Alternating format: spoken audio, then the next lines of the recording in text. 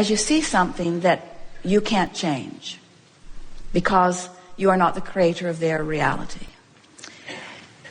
There is something that you can change, and that's the way you feel.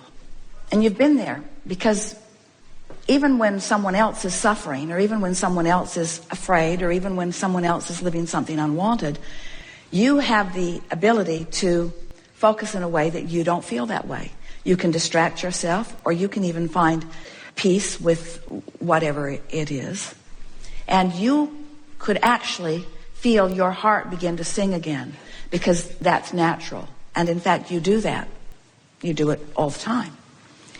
And then you feel guilty because it doesn't feel right to you that your heart should sing when someone else is suffering.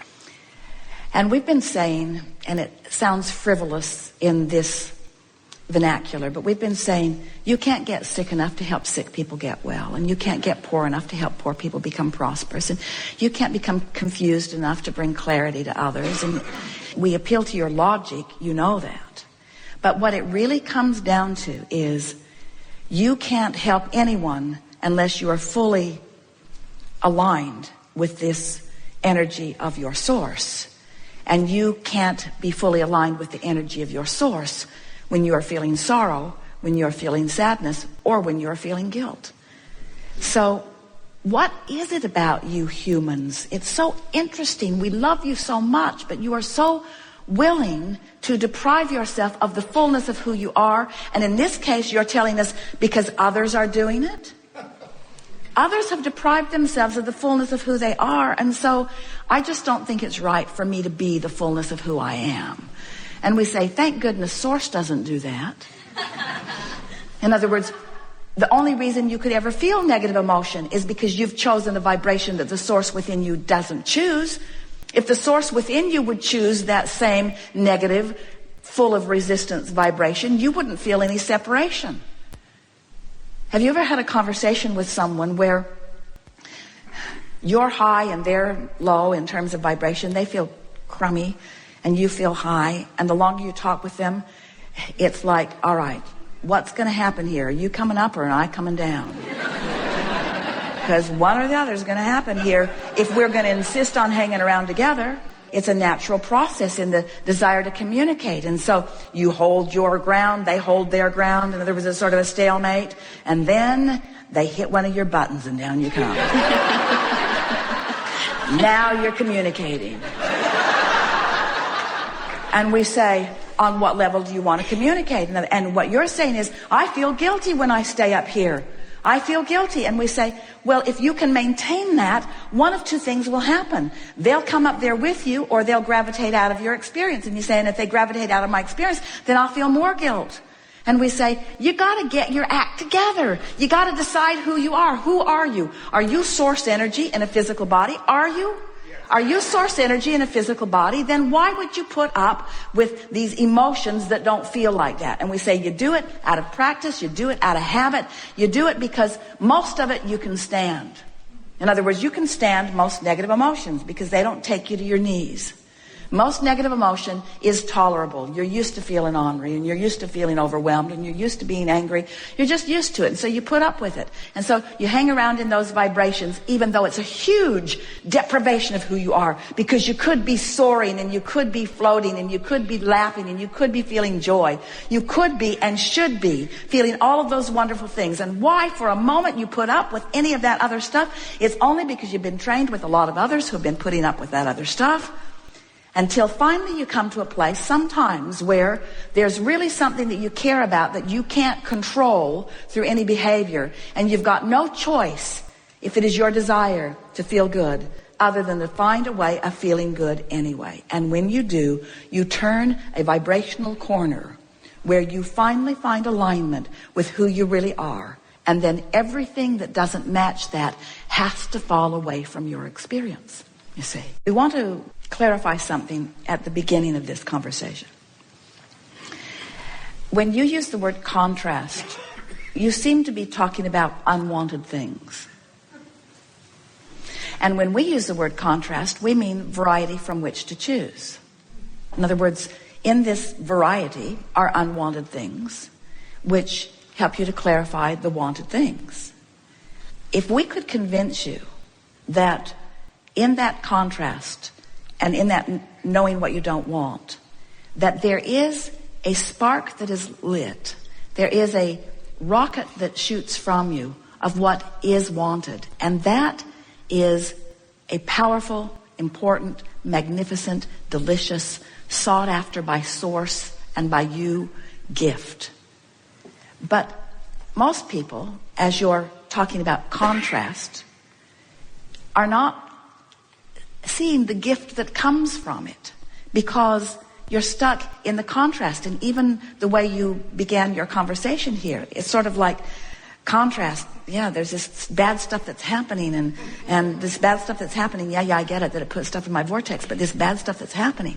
And we want you to understand that you've got the emphasis in the wrong place in all of this. If we can convince you that the desire that's born, that fresh desire that is born, is a wonderful manifestation, and that if you would focus upon it, then you would experience the full realization of all of that, then you would start blessing every bit of contrast that gave birth to every bit of that allowed all of that. Are you following?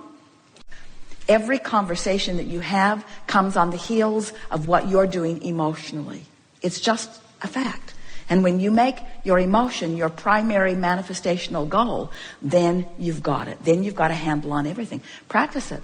Make a decision that you're going to shift emotion about something, and find a way to shift the emotion, and then watch the series of events that take place. I want to show you how the vortex is the holder of all things that you want, but the vortex is the holder of the vibrational equivalent of them, and they still are going to flesh out for you in specifics. And if you could stop being so concerned about the specifics fleshing out to which you would then have an emotional response, and start focusing upon the emotional response that you have control over now, then you will begin to see how the fleshing out occurs after you achieve the emotional response.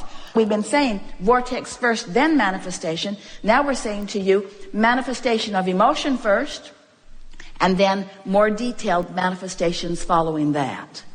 What we're showing you is how worlds are created. We're showing you how you are the creator of your own reality. We're showing you how to find the basis of your vibration from which everything else will follow. But if you start not at the basis, if you start out there in the specifics and you don't have control over the specifics, and you don't, then you'd never get what you want. You just complain about contrast your whole life. The most important thing that we want to say to anyone who's in a situation where they are addicted to something that alters their mood or improves their mood while it is only temporary is this.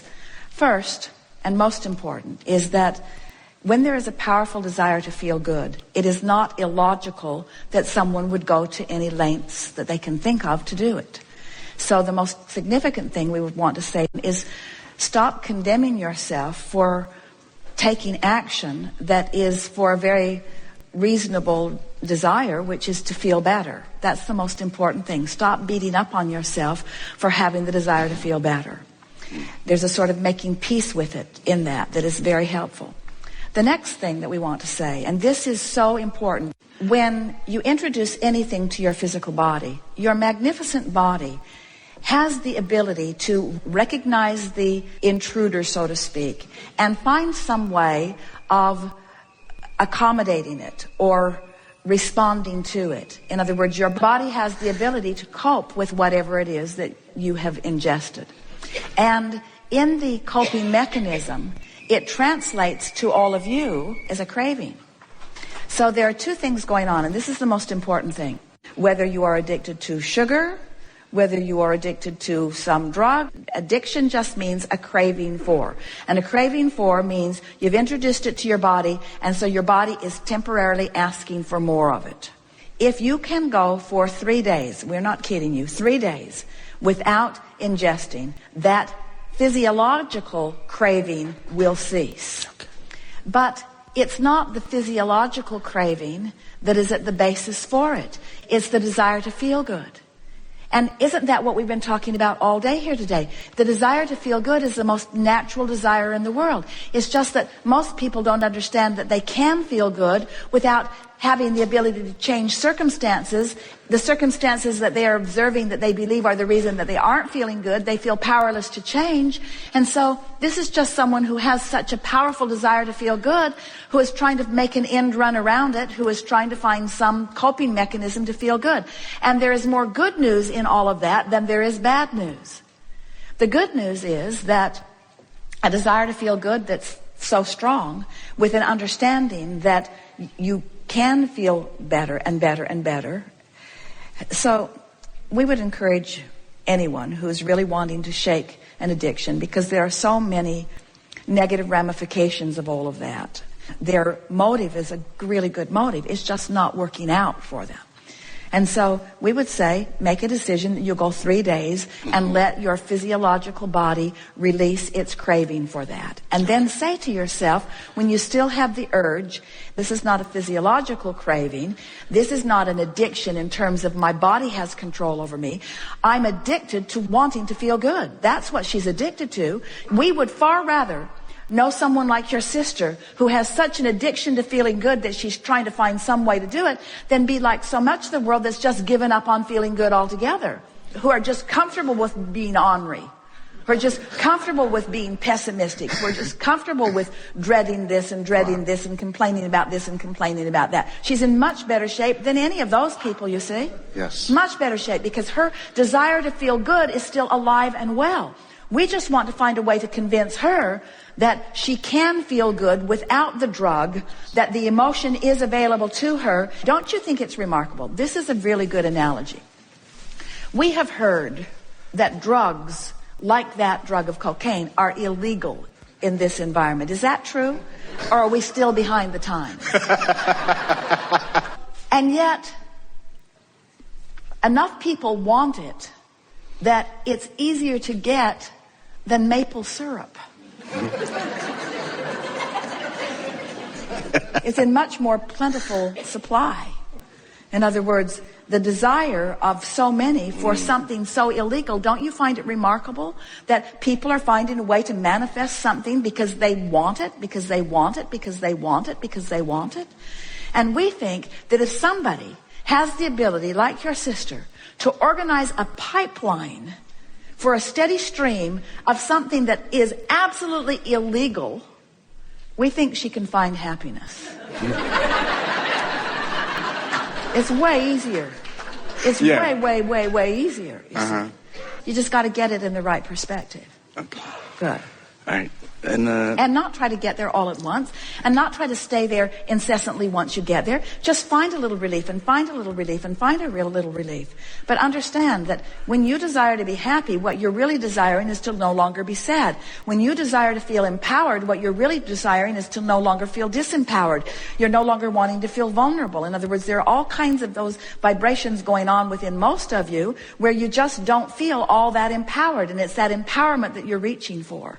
And so when she's asking a question, how can I let go of an addiction to a substance? We say the only way is to replace that substance with the true substance. In other words, the true drug of choice is this drug of alignment. It really is. It's what everyone is looking for, you see. And that is not illegal. It's not highly recommended, and it's not highly demonstrated, but it's not illegal, and it is much easier to accomplish, and it's much less expensive. We've enjoyed this interaction more than words can convey.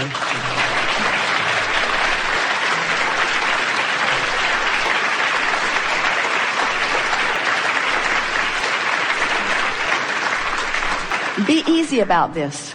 It's not as hard as you're making it out to be. Just be playful. The most important thing that we would like you to remember is emotional manifestation. Get yourself into the vortex first, and let the vortex then affect all other manifestations.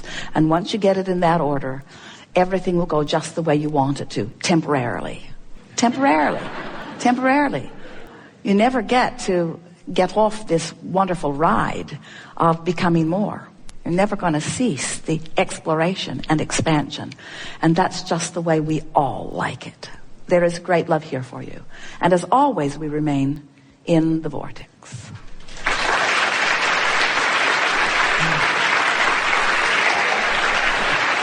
I liked it. Bye.